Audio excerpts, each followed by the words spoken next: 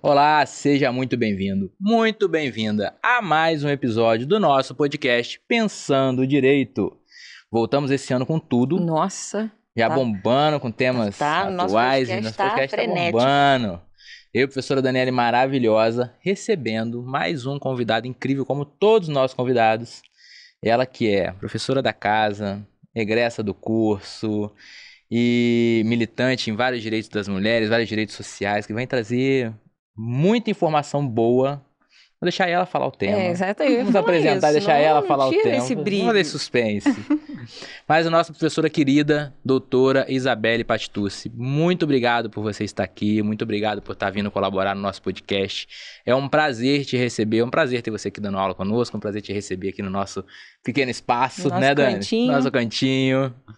E agora, começa falando pra gente o que você veio falar aqui e também quem é Isabelle Patitucci.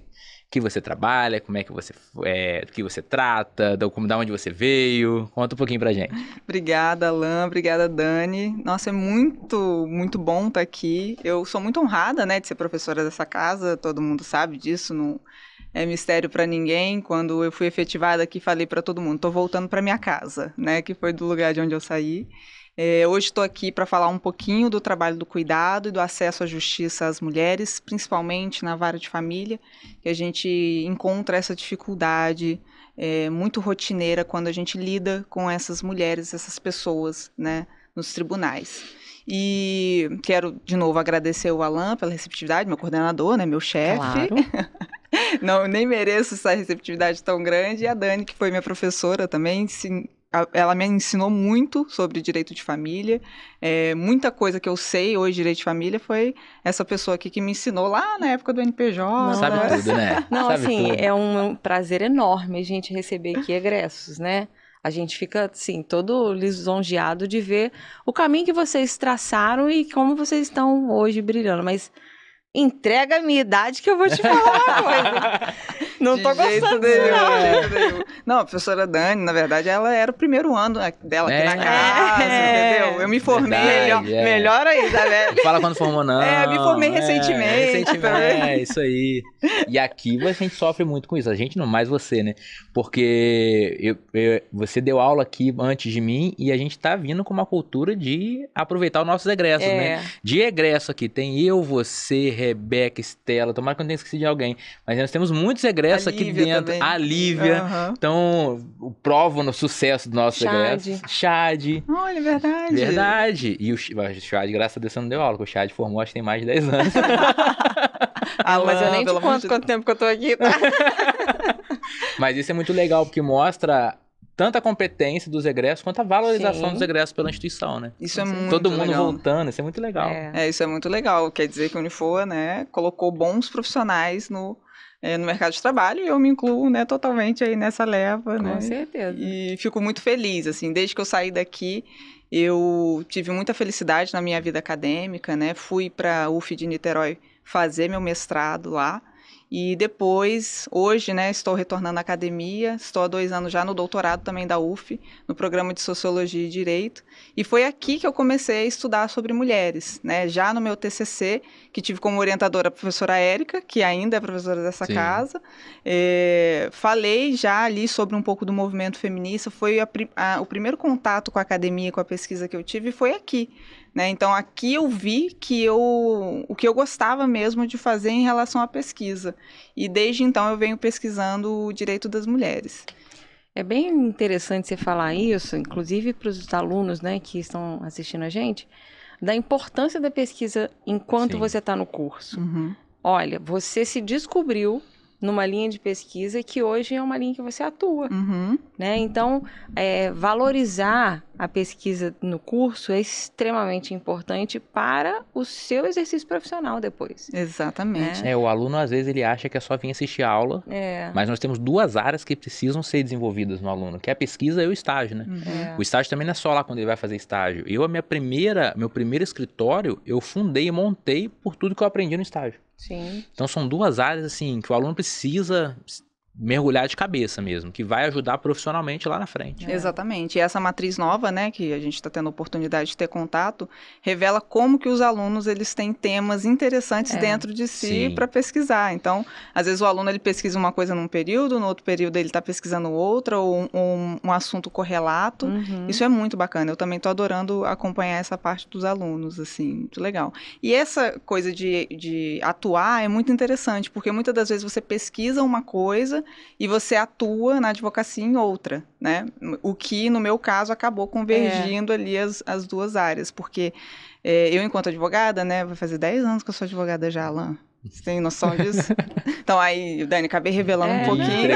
Entregou um pouquinho. Tudo bem, mas, ó, eu não tive o prazer de ser aluno da Dani. Isso também entrega mais a minha idade que a sua agora também. Do que a sua. Mais ou menos, né, Alan? Porque eu não fui seu aluno, você não estava aqui ainda, então eu também formei há muito tempo. Realmente. Então, 10 anos já que eu sou advogada e ainda penso que sou uma jovem advogada, porque é muita coisa que a gente aprende, né? Cada processo é de um jeito. E eu faço essa provocação com os alunos, acho que eles não acreditam muito em mim, não. Vão acreditar apenas quando estiverem atuando. Eu falo, não existe nenhum caso exatamente igual ao outro. Sim. Todos os casos têm a sua particularidade. Os 2 casos foram geladeiras queimadas por conta de falha de fornecimento da energia elétrica. Vai ter uma particularidade, porque a dona Maria precisa de medicação refrigerada, o seu José não precisa. Então, no direito, a gente vai conhecendo, né? A gente vai estudando a cada dia. E eu acho até que é por isso que o dia do advogado e o dia do estudante, eles são no mesmo dia. Eu tenho essa teoria, porque o advogado, ele continua sendo um eterno estudante, né?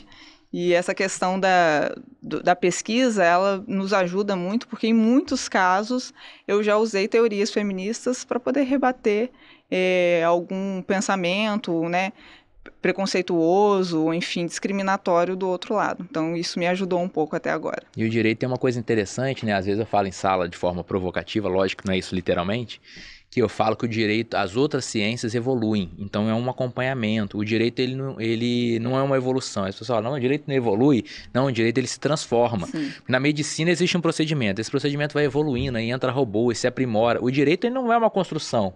Uma coisa que é certa hoje, amanhã já não é, já se revoluciona e outra coisa passa a ser correta e já muda o ponto de vista. Então o direito tem que estar ligado o tempo inteiro e o que traz essa inovação para o direito, essa transformação é a pesquisa. Exatamente. O que é certo hoje, amanhã a gente não sabe se vai ser, porque a sociedade evolui, a gente evolui, o ponto de vista muda e a pesquisa ajuda nisso, né? E só te cortando um minutinho. E o direito está sempre atrás, né? Dessa transformação na sociedade. Diferente da medicina, né? A medicina é que traz algo novo para a sociedade. E a gente sempre trabalha com um pé atrás. O que está acontecendo, já aconteceu. E aí o que eu ia falar é essa questão da tese, né? Que é muito interessante. Aí tem um julgado lá, né? A ministra Nancy fixou a tese, né?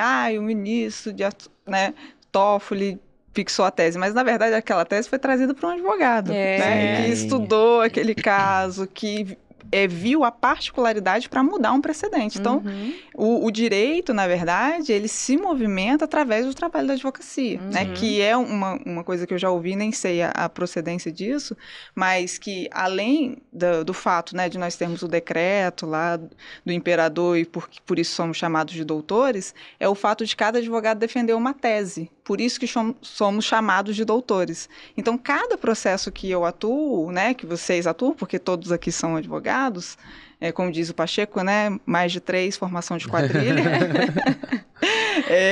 Então, se eu estou ali atuando dentro de um processo, eu estou defendendo uma tese específica do direito. Então, aquela tese, ela até pode ter sido fixada por aquele desembargador, aquele ministro, mas, na verdade, quem desenvolveu, estudou aquela tese foi um advogado.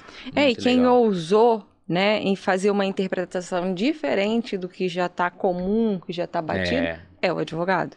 E insistiu, né? Eu acho que nós temos muito isso, assim, de insistir naquela tese, de acreditar. Porque quando você não acredita no processo, né, hoje já com 10 anos de advocacia, eu já nem pego mais o processo. Né? Mas lá nos primórdios, enquanto eu não acreditava e mesmo assim pegava, aquele processo dificilmente ele vai ter um sucesso, porque não que todos os processos que a gente acredite tenham sucesso, tá? Porque É. se fosse isso, seria maravilhoso. Isso. Seria Mas só perfeito. que eu acho que já é 50%, né? Você já tem ali uma Sim. tese montada que você realmente acredita que aquele direito ele pode ser tutelado. E o legal também do advogado, eu falo isso para todos os alunos, eles ficam assim, ai, lá vem a professora defender a advocacia, né? Lógico, né? Eu sou advogada, vou defender a minha profissão para sempre. E eu digo muito isso, né? Nós somos os únicos responsáveis por tutelar um direito que foi violado. Né? Então você teve igual eu dei o exemplo da geladeira queimada, né? Dona Mariazinha, né? Ou a Joana, que a filha precisa dos alimentos, enfim.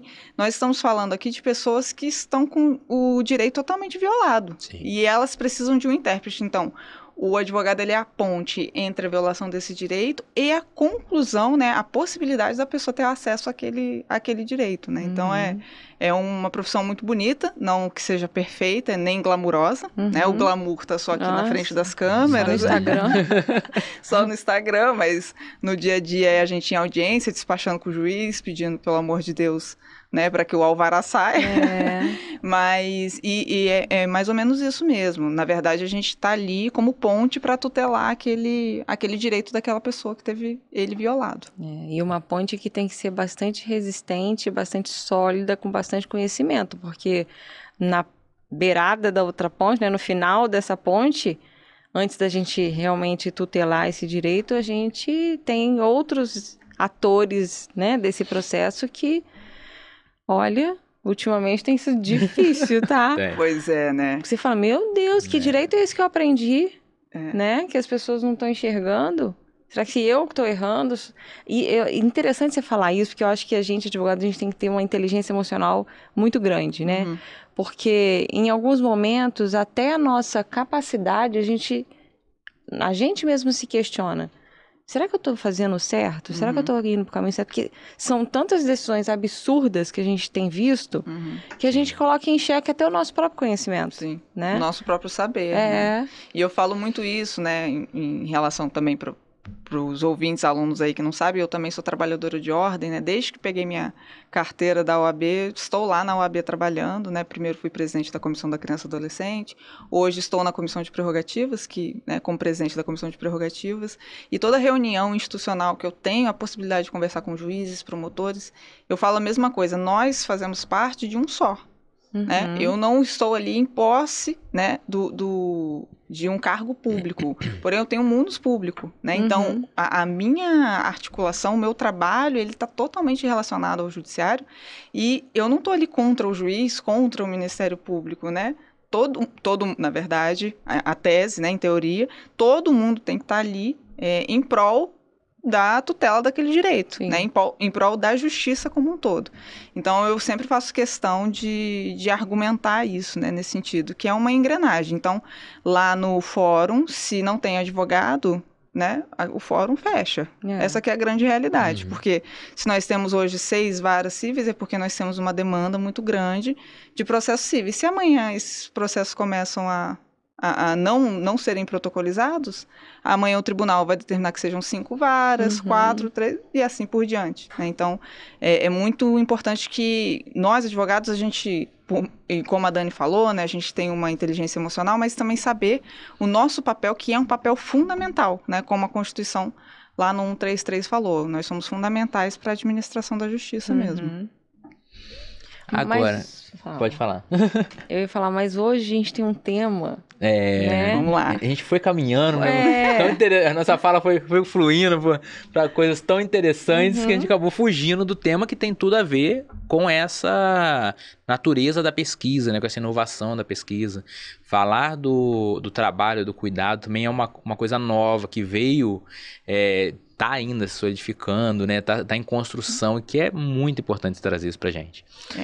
O trabalho do cuidado, né, historicamente foi atribuído a nós mulheres.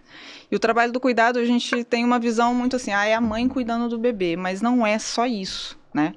O trabalho do cuidado, ele está relacionado a, sim, cuidado de crianças, está relacionado à gestação e está relacionado também ao cuidado de pessoas com deficiência e idosos. é o tipo de coisa que quase invisível, que a gente não vê. Mas é só a gente fazer um exercício muito rápido, né? Se você lembra, meu pai ficou doente, minha mãe ficou doente, quem foi que cuidou?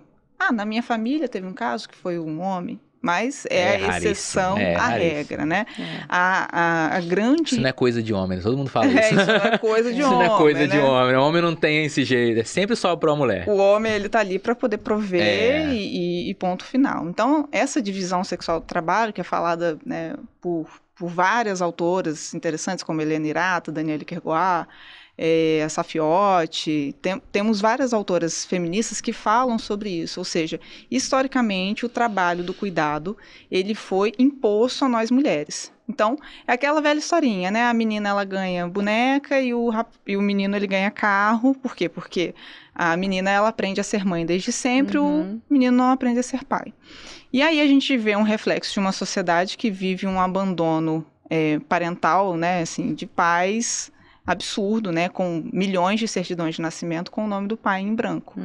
E o que eu tenho visto é realmente a grande dificuldade dessas mulheres em acessarem a justiça. Muitas das vezes as mulheres não sabem nem que detêm algum direito, né? Por exemplo, a mulher, às vezes, ela não sabe que ela tem o direito de continuar residindo naquele imóvel, né? No caso do falecimento do marido, por exemplo, né? Que é o direito real de propriedade. Nós vemos que as mulheres muitas vezes não sabem que elas têm a possibilidade de ter alimentos para ela. Eu abandonei, né, o meu trabalho lá quando eu iniciei essa relação. A mulher não sabe disso. Em relação a direitos previdenciários também. Então, esse acesso à justiça, ele é muito limitado e, infelizmente, nós estamos abarrotados, né? Nós temos uma defensoria pública que exerce um trabalho magnífico, né? Jamais vou criticar a defensoria pública, porque eles fazem tudo que podem com o que têm, mas a demanda é enorme, altíssima, né? Enorme, e não existe braço suficiente. Eu sempre dou esse exemplo para os meus alunos. Qual a diferença da defensoria e um advogado particular? É a mesma coisa, se a gente for pensar grosso modo, do SUS e de um médico particular. Você vai lá, você marca uma consulta com o médico particular, você é atendido na hora, né? Você tem uma exclusividade no atendimento, o médico vai te atender com todo... tem maquinário, enfim, de última geração, e no SUS você vai demorar 3 horas para ser atendido. Vai ser, muitas das vezes, o mesmo médico, né? Falando assim da qualidade, ou seja, o defensor, tão bom profissional quanto... o advogado, mas só que há uma precariedade por conta dos recursos públicos. Sim. Então, é muito importante a gente pensar, né, e da forma que a gente puder espalhar para todas as mulheres os direitos que elas têm. Eu acho isso muito importante. Os 2 pontos são importantes. Eu vou deixar para falar depois sobre o trabalho do cuidado, que eu falei que é uma coisa que vem se solidificando, porque a gente começa a ver decisões que vêm valorizando isso e vem quantificando isso em sentenças, em pensões alimentícias.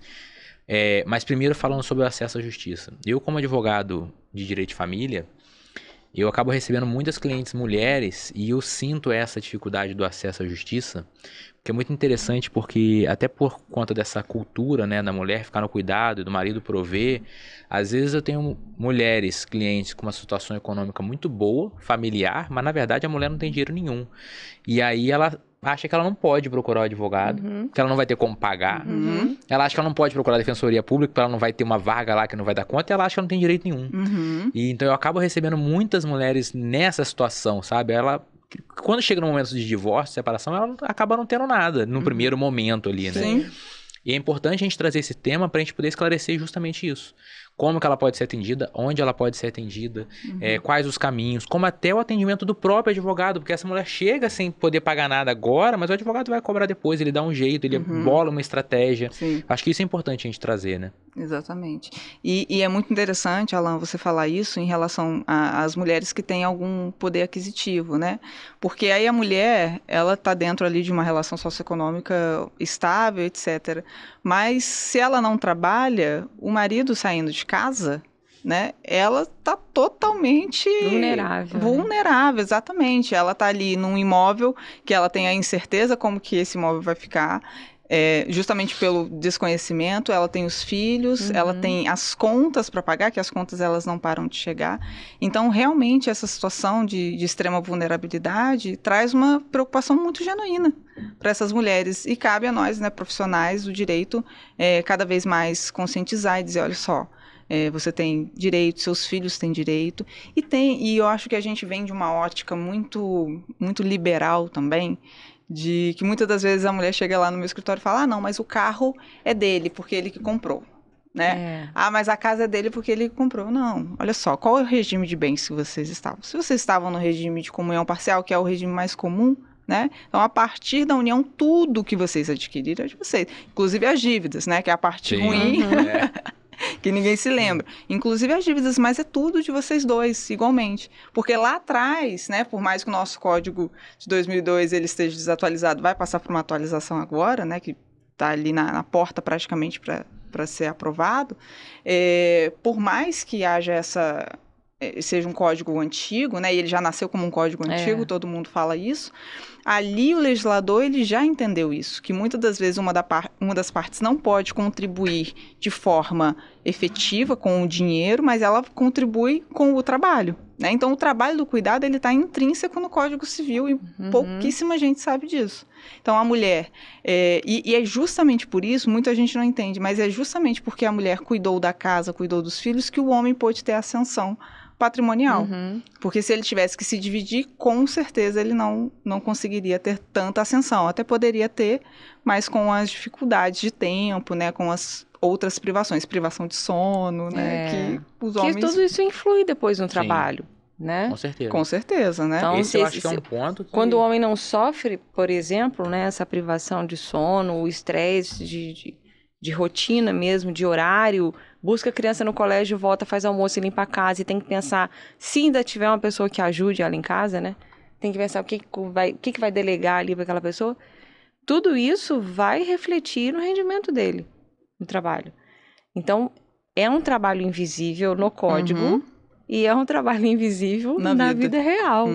Né? O tal do cansaço mental, né? Você não sabe por que você está tão cansada, mas você pensou a rotina da família para o próximo mês. Você sabe exatamente quando tem reunião do filho, quando tem isso, quando tem aquilo.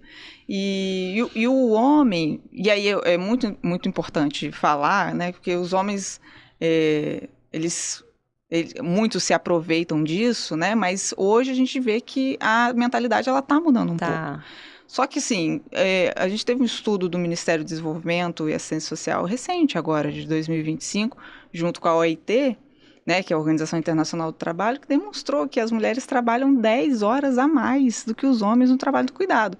Então, assim, a gente não está falando de 20 anos atrás, né, como foi o nosso código. Nós estamos falando de um dado muito recente. Então, por mais que a mentalidade ela esteja se modificando, talvez as próximas gerações elas sejam mais conscientes, hoje em dia a gente ainda vive essa realidade, né, do cansaço mental, do trabalho do cuidado totalmente delegado para a mulher por uma questão histórica, né, por uma discriminação histórica que a gente acaba vivendo. Eu acho que um ponto assim, que a gente precisa fechar e esclarecer de uma vez por todas, eu também recebo muitas clientes nessa situação, o carro é só dele, mas eu recebo além disso, né? Tipo, eu nunca contribuí com nada e sempre ele que pagou tudo, que bancou tudo. É que o casamento ele é uma sociedade. O produto final que vocês chegaram é produto de todo mundo. Exatamente. Que todo mundo contribuiu. No final, vai partilhar tudo. Então, assim, não ache porque você está sem condições agora que você não tem condições. Você tem as mesmas condições. E precisa procurar um profissional, aí seja advogado, seja defensoria. E procurar também, a gente já falou aqui outras vezes, antes de tomar uma atitude, né? Antes de aprofundar o problema. Procura um profissional para se orientar, para saber o que fazer, para ter todas as informações. Eu vejo muitas dúvidas também nas mulheres nesse sentido. E se eu sair de casa, o que acontece? Eu posso sair, eu não posso sair. Se eu sair, eu perco tudo. Aí ela fica presa, né? Eu não posso sair de casa, mas eu não tenho dinheiro para pagar o advogado, eu não posso ir na defensoria, e ela fica perdida, né? Sim, exatamente. E a gente ainda tem a questão dos filhos. Acontece muito comigo. Às vezes uma mulher com uma posição aquisitiva boa, ela senta lá no escritório e fala assim, doutora, olha só, eu não quero nada dele, entendeu? As coisas, eu quero só fazer o divórcio, as coisas dos meus filhos eu que pago. Aí eu falo, peraí, Aí eu falo assim, olha, desculpa, tá? O que eu vou te falar agora. Mas esse direito não é seu. Esse direito é do seu filho. Então, se você não tutelar esse direito do seu filho agora, lá na frente ele vai sofrer as consequências. Porque você não está pensando na sua ausência, você não está pensando na possibilidade do seu filho. Aí eu dou sempre esse exemplo. O seu filho com 18 anos, ele quer estudar fora, ele quer fazer medicina, e ele não vai ter suporte patrimonial nenhum do pai. Então, que seja tutelado agora, para que lá na frente ele não precise, né? Então não tem problema, deixa esse dinheiro numa poupança. Quando ele fizer 18 anos, porque eu não quero, né? Tem muita coisa, a gente sabe, a gente trabalha com a vara de família, que eu sempre falo isso, né? O processo de família é sobre sentimento. Total. Eu estava até aqui antes da gente começar a gravar, eu estava conversando com a Dani, né? Falei, tem um processo lá que eu consegui um acordo, porque antes eles estavam brigando e eles mesmos se resolveram. Então, quando existe uma paz, a gente consegue resolver. Agora, quando as duas partes estão em guerra, né? Em relação a sentimentos, porque traiu, porque fez, enfim, coisas, né, particulares que não vêm, não nos cabe a julgar, enfim, porque é a vida pessoal de cada um. Mas a gente percebe que isso também é primordial para que o processo ele tenha um andamento por um lado e pelo outro, né? Um andamento pelo litígio ou um andamento por uma possível homologação de acordo. Então, essa coisa dos alimentos, né, é uma coisa que eu falo muito, né? A coisa até do próprio planejamento patrimonial, né? É possível que você faça um planejamento patrimonial para que você poupe, né, muitos problemas futuros da sua família, né, que você poupe muitas discussões, muitas questões lá na frente e também um pagamento elevado de tributos. Então, é importante que essas mulheres elas tenham acesso, né, não só as mulheres, né, estou falando aqui porque a gente está focada nelas, mas todas as pessoas terem acesso para poder entender que a vida patrimonial ela pode não ser tudo, mas ela é uma parte relevante da nossa vida. E que ela tem que ser organizada de alguma forma. Então, essa coisa dos alimentos, eu vivo falando, assim, eu falo, olha, esse direito não é seu, né? Esse direito é do seu filho, da sua filha, então tutele o direito dele. Deixa lá numa poupança, você não quer gastar esse dinheiro, e aí quando ele fizer 18 anos, enfim, ele vai ter acesso a um direito que é dele, né? A gente vê muito essas dúvidas, e a gente está falando aqui de casamento, né? Mas principalmente também na união estável, que são mais desacreditadas ainda, porque às vezes não está nem formalizada, e aí que elas acham mesmo que não tem direito a nada, e ele, em contrapartida, acha que realmente ela não tem direito a nada, né? E aí, falando de alimentos, a gente vê também muito pai achando que tá pagando pensão pra mãe, né? Em vez de pagar pensão pro filho. Isso é um clássico, né? Pagando pra ela ir no salão. Isso é o clássico. Ela tá ostentando, né? Com 300 reais. Com 300 reais de pensão. Isso é um clássico, né? E isso também, eu tava até vendo, assim, o protocolo do CNJ, né? Pelo julgamento na perspectiva de gênero, porque... E eu tava lendo lá, é isso que acontece mesmo. Os pais, eles colocam fotos das mães. Porque ela tava viajando. Então, mas não entendi. Então, ela não pode viajar, não pode postar uma foto de biquíni, não pode viver, né? Ela tem que ficar... Mas você sabe que eu tive um caso que o pai achava isso. Primeiro que ele achava que pagava muito, né? E aí ele achava isso. Não, mas como é que pode? O dinheiro que eu dou é o suficiente. E eu usei exatamente essa fala dele para mostrar o trabalho invisível dela. Falo, tá vendo como você não tem noção do que ela fazia em casa, do que ela gerenciava, do que ela se preocupava? Porque esse gasto, essa necessidade que ela está apresentando aqui para o seu filho é bem menor do que você gastava quando morava com ele, quando vocês ainda eram casados. Claro, com certeza. Então, olha como é que a gente precisa se preocupar, né? E que não aparece, porque é dia a dia, é rotina. E eles não têm a menor noção de quanto que um filho gasta ainda casado com aquela mulher. Claro. E aí vem dizer que 200 reais é muito, né? Porque a gestão toda da casa, isso é uma coisa muito cultural também, né? A gestão da casa é da mulher. Então, a mulher, ela gerencia tudo. Ela vai lá e gerencia se o filho vai de van ou se o filho vai de ônibus, se o filho vai estudar em tal escola.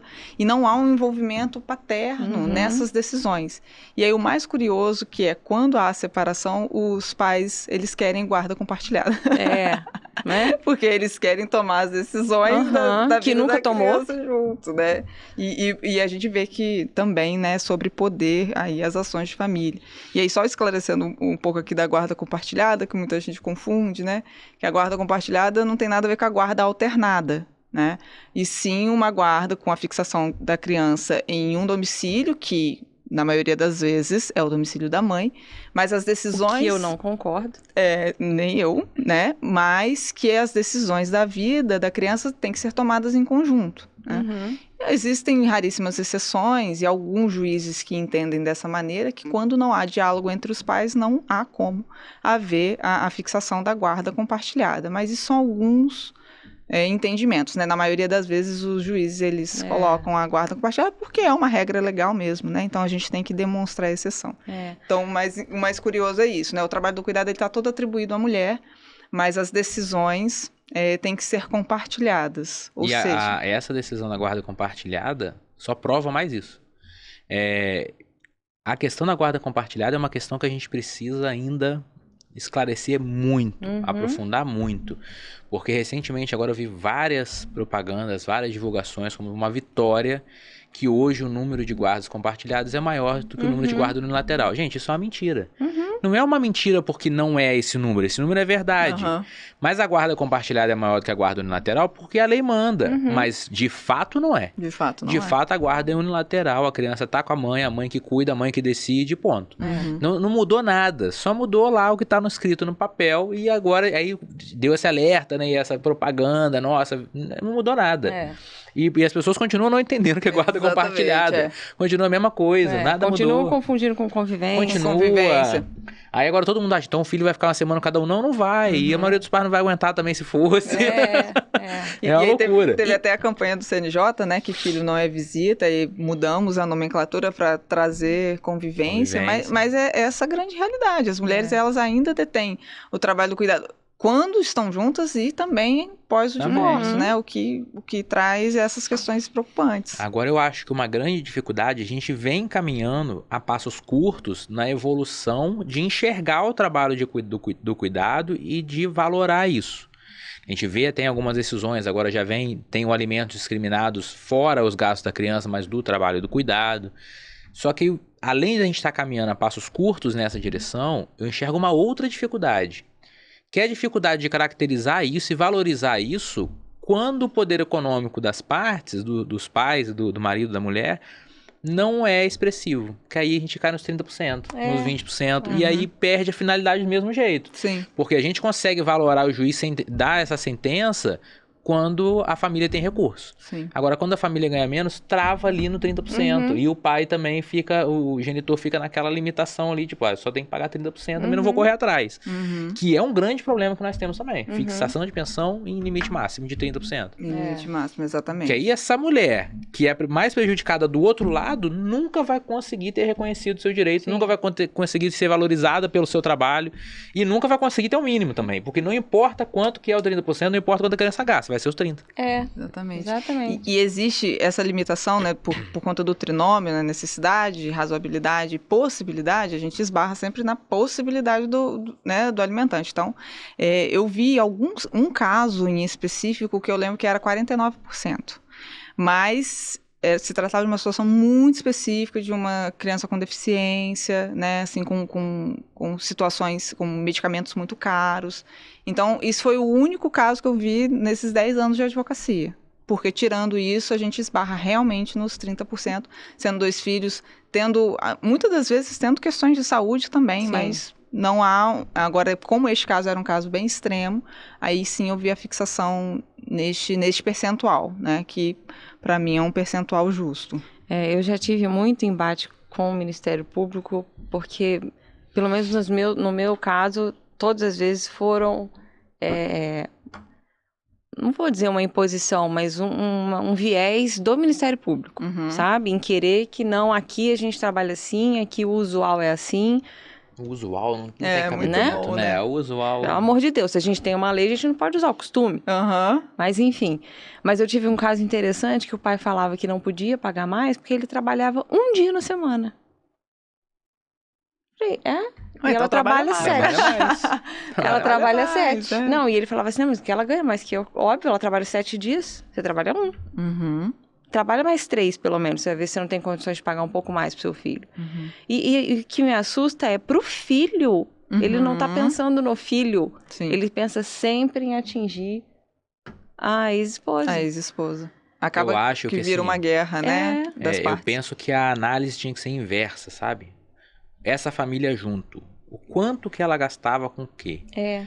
Sabe? Tirando os gastos do filho, qual é o mínimo que esses pais precisam para sobreviver? E aí, qual o mínimo que o pai vai necessitar? Não o mínimo para o filho, o mínimo para quem não vai ficar com a criança. E aí Sim. fazer essa análise inversa.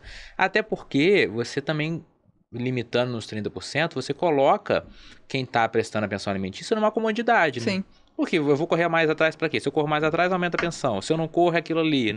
Eu não preciso me movimentar. É. Eu fico nessa comodidade de trabalhar um dia. É, Até da exatamente. própria regularização, né? Às vezes a pessoa trabalha informal e É. ela pensa, vou continuar trabalhando informal, porque se eu tiver que trabalhar formalmente, vou ter o desconto em folha. Então, pra mim, não é vantajoso, Ou né? seja- Melhor eu depositar aqui em cima do salário mínimo É. do que depositar em cima do meu salário. Ou seja, o vulnerável é o pai, né? Uhum. E não a criança. O olhar hoje do judiciário é a vulnerabilidade é do pai. Isso. Ou daquele que vai pagar a pensão. Porque às Coitado. vezes a mãe pode pagar a pensão também. Mas o vulnerável é a criança É nessa história aham, toda. Exatamente. E sabe o que eu acho mais absurdo disso tudo? Que assim, a gente vivencia isso muito, a gente fica até revoltado. É que no fim das contas, o legal, o melhor de tudo, ainda é o pai. Por quê? Ele vai dar aquela mixaria de pensão, aí muitas crianças vivem ali à beira da miséria. E no fim de semana, Ah, ele é o paizão. ele é o paizão e além disso tem um restaurante, Sim. tem o presente e toma o sorvete. Não, meu pai me deu. E aquele própria criança começa a barganhar com o pai do pai deu. E aí ele vira o paizão. E a mãe, que tá se lascando todo dia com aquela pensão daquele tamanho, tendo que trabalhar e cuidar da criança e tudo, fica lascado. Alan, você falou uma coisa muito interessante de presentes, que aí eu acho que é importante a gente informar também. Já aconteceram várias vezes assim comigo, a cliente chegar pra mim e falar, não, a pensão é 300, mas esse mês ele deu só 200, porque ele deu um tênis de 100 reais.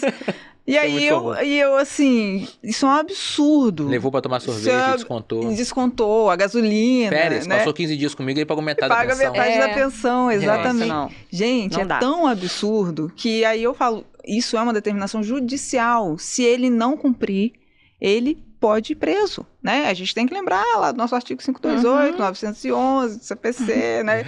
O rito de prisão. Então, se essa pessoa, ela tá, né, em débito alimentar recente, né, que o legislador considerou os últimos 3 meses, ela pode, né, ser presa. Pode e vai ficar presa, né? Tem muita gente até que fala pra mim, né? Você adora prender os outros, né? Aí até pensa que eu sou policial, mas não é. Faz parte. Mas faz parte, né? Assim, e tem muito isso, né? De chegar a esse extremo. E esse extremo é muito triste. É triste para todo mundo. É triste para a família, né? Do alimentante. É triste para o alimentado, para o filho, né? Ou seja, ninguém quer ver essa situação. Mas é o único tipo de prisão civil permitida no Brasil. Para todo mundo ter ideia de como que os alimentos são prioridade. Os alimentos, eles permitem a prisão civil, né? Porque os alimentos, eles são uma prioridade. Então, a gente também tem o nosso ECA, né, que é o Estatuto da Criança e do Adolescente, que colocou a criança e o adolescente como o centro. Também a gente tem o 227 lá da Constituição, que fala que a criança ela tem que ser cuidada por todo mundo. Ela tem que ser cuidada pela família, pelo Estado, pela sociedade. Então, a responsabilidade é de todo mundo. Né? Então, se a gente vê lá uma criança no sinal, a responsabilidade da vulnerabilidade daquela criança também é nossa. Porque se ela está ali, quem falhou? A família falhou, o Estado falhou e nós estamos falhando enquanto sociedade. É isso que a gente tem que ter muito claro. A criança e o adolescente, isso não sou eu que estou falando, né? A nossa legislação está falando, eles são a prioridade do nosso ordenamento jurídico. Por isso que os alimentos são tão importantes, né? E eles não podem ser tratados assim de forma leviana, como eu dei o exemplo aqui do presente. Ah, se deu o presente, então eu vou descontar. Sendo que os alimentos são outra coisa, né? Um outro instituto. Exatamente. Agora, falando também de quem precisa de cuidado, que também é da nossa área de família e muito esquecida, e as pessoas às vezes acham que não têm direito, são os idosos. Os idosos também têm esses direitos e esse trabalho do cuidado recai a algum filho majoritariamente, na maioria dos casos, mulher, Uhum. que fica sozinha com os pais, prestando esse cuidado, e os outros irmãos também não colaboram. Uhum. E também tem os mesmos direitos Sim. de reconhecimento do trabalho do cuidado, de Uhum. pensão alimentícia, de Sim. ajudar nos cursos com os pais, Exatamente. de pagar pelo esse tempo que esse filho não está trabalhando para cuidar dos pais. Uhum. E esses filhos também têm que ter atenção, que eles têm que cuidar dos pais. Uhum. Porque também negligenciar os pais fere o estatuto da pessoa idosa. Exatamente. É. A E gente vão não ser pode- responsabilizados. Crime, Vão ser- eles podem ser crime. responsabilizados criminalmente. Isso é Sim. gravíssimo, É. né?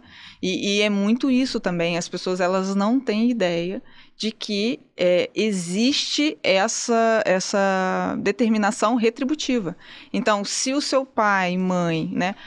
O meu pai, ele me abandonou, etc, etc, etc. Aí eu falo assim, então entra com uma ação de abandono afetivo, né? Peça para que essa pessoa não seja mais o seu pai legalmente. Por quê? Porque ele pode te cobrar futuramente Uhum, alimentos. E uhum, pode mesmo. uhum. Porque, nossa, não, mas é um absurdo. Isso é legal. Então, da mesma forma que os filhos eles têm a possibilidade de pedir os alimentos tanto para o pai quanto para a mãe, essa retribuição ela também é possível. Então, os idosos em situação de vulnerabilidade, tá lá na sua certidão, meu amigo, né? Ou você... Eu sempre seu dever, eu tenho uma né? máxima, né? Se você não resolver, alguém vai resolver por Vai. você. É. Então, resolva. Então, é o abandono afetivo, né? Peço a destituição do poder familiar, do poder pátrio, para que essa pessoa ela não conste mais. Prefiro minha certidão de nascimento Uhum. em branco. Eu já tive um caso assim, inclusive, de retificação, que o cliente, ele tirou ali a certidão de nascimento para mim, ele falou assim, doutor, eu olho essa certidão e me dá vontade de chorar. Porque essa pessoa que tá aí não é meu pai. Então, assim, é mais honroso. Então, é uma situação de honra. É mais honroso para ele ter uma certidão em branco, com o nome do pai em branco, do que com aquela pessoa que nunca deu afeto, nunca deu nada. Uhum. Então, isso eu falo isso para todo mundo, tá com problema? Então, resolva juridicamente.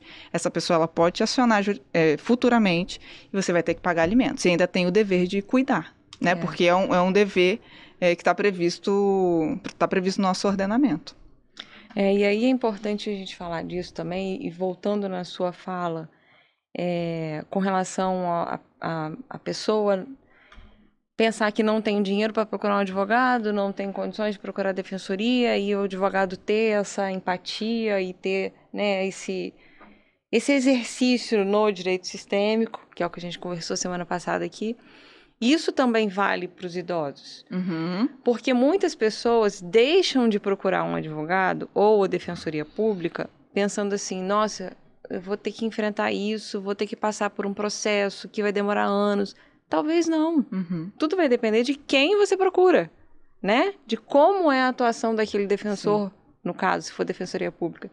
Então, é uma outra coisa que a gente precisa também conversar muito, principalmente com os alunos que estão saindo do mercado de trabalho, em mudar essa postura.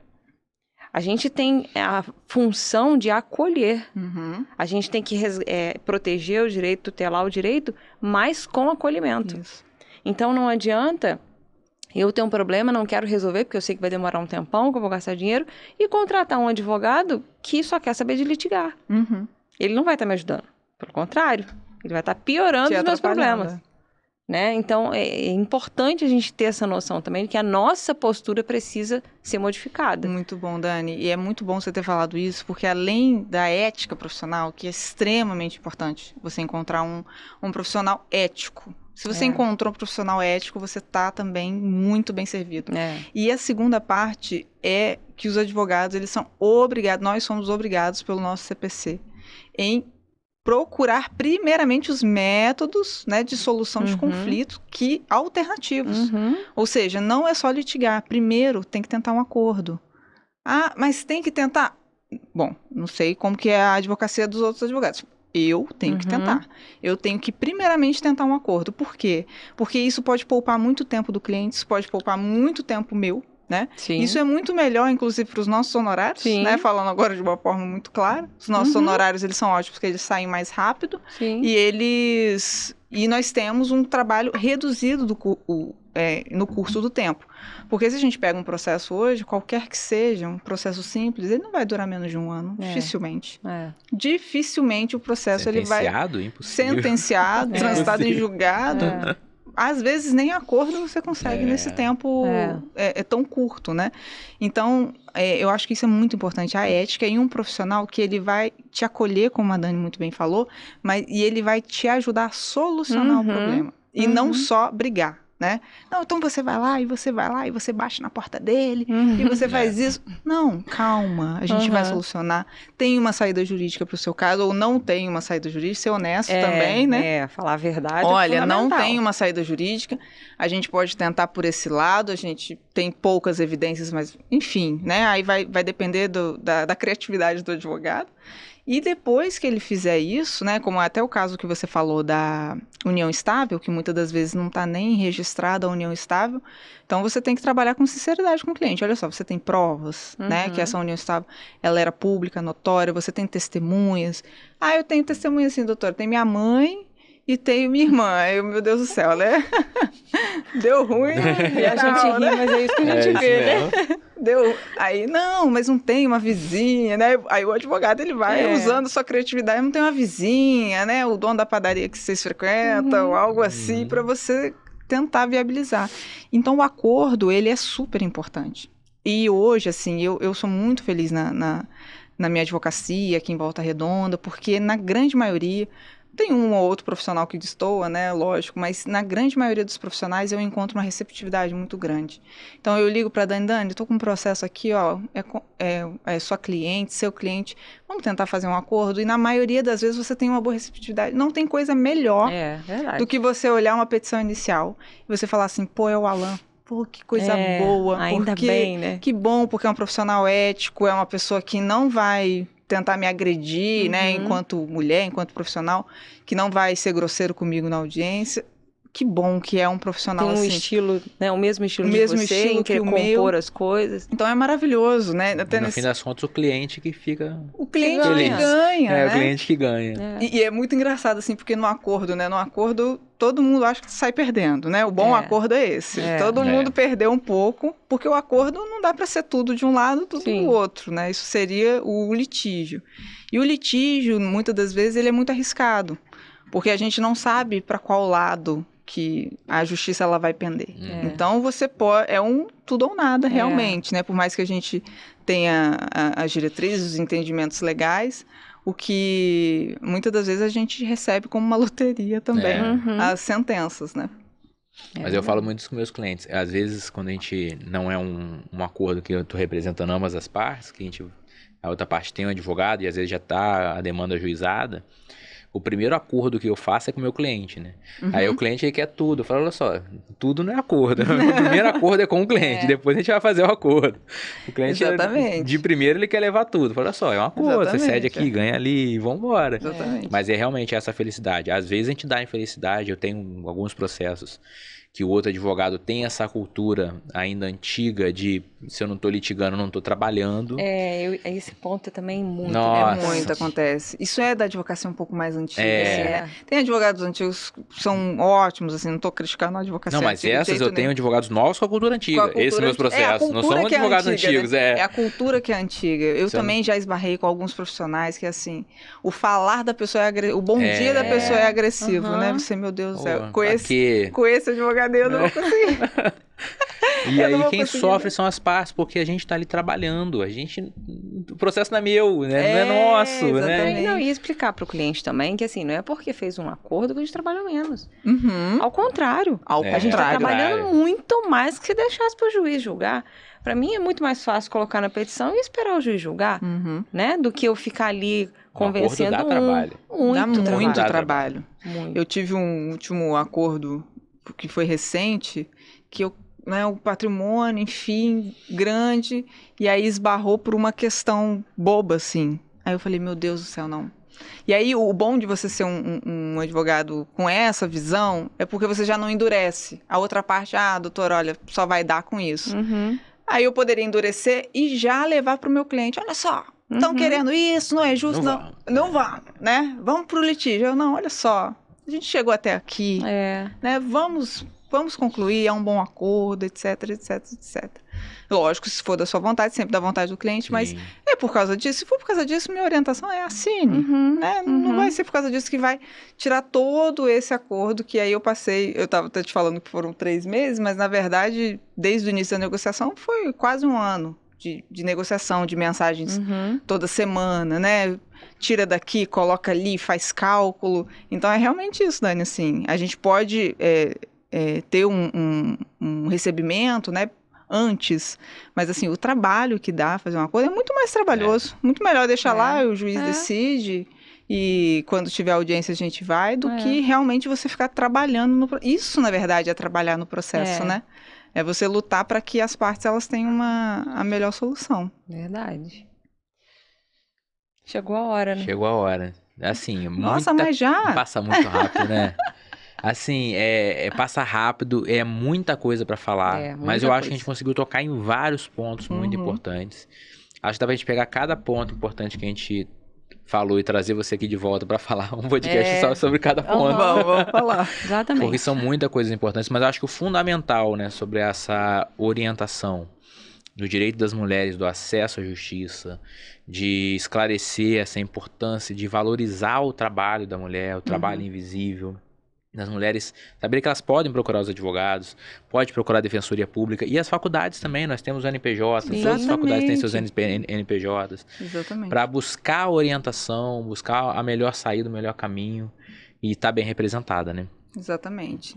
Se a gente tiver, né, uma advocacia como a gente tem, acredito que a gente tem ética mesmo e preocupada com a resolução daquele conflito, o cliente ele já vai estar muito bem servido. E eu acho que é isso, assim, a mensagem final mesmo das mulheres procurarem os seus direitos, né? Hoje nós temos a internet que explica muita coisa errada ainda, né? Então, verdade. Tomem cuidado com as explicações, mas já é o início, né? Já pesquisa um pouco, saiba como que é, mas depois você procure um profissional mesmo de sua confiança, um profissional que esteja ali, né, já trabalhando na área, que com certeza vai poder te assessorar muito bem. E como prevenção, né, a gente também tem que lembrar que, enquanto pai e mãe, eu tenho que ensinar meu filho, quando pequeno, né, que não existe essa separação. Isso aqui é trabalho de mulher, isso aqui é trabalho de homem. Né? Então, eu acho que a gente acaba, todos os podcasts que a gente faz aqui, a gente acaba chegando nesse ponto ao final da nossa conversa, que é a educação. Que não adianta nada a gente ter uma justiça que tutela o nosso direito, a gente ter um pai e uma mãe que sabe que isso não vai funcionar na vida do casal, mas se eles não educam os filhos dele para ter esse mesmo pensamento. Porque senão isso não vai acabar nunca. Sim. Vai ser um ciclo que vai se repetir sempre. E aí a história vai deixar de ser uma cultura antiga para ser uma cultura contemporânea, permanente, né? Exatamente. Então é importante também a gente levar isso ao conhecimento das pessoas que estão aqui ouvindo a gente. Não, com certeza. Eu acho que a educação, né, ela passou dessa coisa de ser o clichê que ela é o único caminho, não é o único caminho, mas é um dos caminhos que vai com certeza... como o Alan falou, gostei muito, eu não gosto de usar a palavra evoluir, também prefiro usar a palavra transformar. De transformar a nossa sociedade para uma sociedade mais igualitária. A gente tem aí o protocolo de gênero, que realmente está fazendo com que o judiciário julgue de uma forma mais justa, né? A recomendação 128 de 2022 do CNJ, que realmente traz essa possibilidade das mulheres terem julgamentos mais justos das suas causas, que são tão delicadas, principalmente na área de família. Ótimo, bom bate-papo, mas eu não posso deixar você ir embora, eu não te avisei antes, vai ficar de surpresa. No final do nosso podcast, você dá um recado especial diretamente para quem assiste a gente. São nossos alunos, advogados. Aí você dá diretamente para aquela câmera lá, que é a sua câmera, um recado para a gente finalizar nosso podcast. Combinado. Então, eu deixo um recado para todos os alunos, deixo um recado para todas as pessoas que estão ouvindo esse podcast, para procurarem sempre os seus direitos, né? Porque os direitos, eles estão aí que podem ser tutelados por profissionais, ou pela Defensoria Pública, ou por advogados. Então, sempre procurem, né, estar pensando em tutelar os seus direitos, né? Não deixe se esquivar por ameaças, e nem falo ameaças físicas, não, mas ameaças emocionais, patrimoniais, porque com certeza vai ter um profissional muito capacitado te esperando para poder defender esse direito seu que foi violado. Isso aí. Maravilhoso. Isabelle, muito obrigada por você ter vindo aqui conversar com a gente hoje. Como o Alan falou, a gente vai precisar que você volte. Combinado. Certeza. Pra gente, Já né, pode marcar. escolher. Olha, aquele dia a gente falou de uns 15 assuntos. Eu vou Agora a falar gente vai disso falar aqui. de um. Abrimos vários parênteses. Então, muito obrigada. E eu fico muito orgulhosa de ver o caminho que você está trilhando aí e saber que eu tenho um grãozinho de areia de contribuição Com aí na sua certeza. vida. Mais um pouquinho que um grãozinho de areia, pode ter certeza. Obrigada, gente, pelo convite. Obrigado, Isa, obrigado. E para você que tá assistindo a gente, lembra, toda quinta-feira, 19 horas, vídeo novo. E manda esse vídeo para todo mundo, todos os seus colegas, sua família, todo mundo que precisa estar se atualizando, não só de informações jurídicas, mas também de muitas outras informações boas, conteúdo legal, sem esse monte de achismo aí da internet.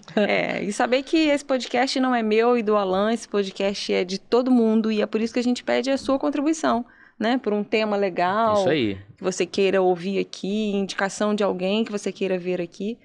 E aí é só mandar pra gente. Manda lá, direito@foa.org.br, que vai ser muito bem-vindo todas as sugestões. Isso aí. Então, até quinta às 19 horas. Até lá, tchau, tchau.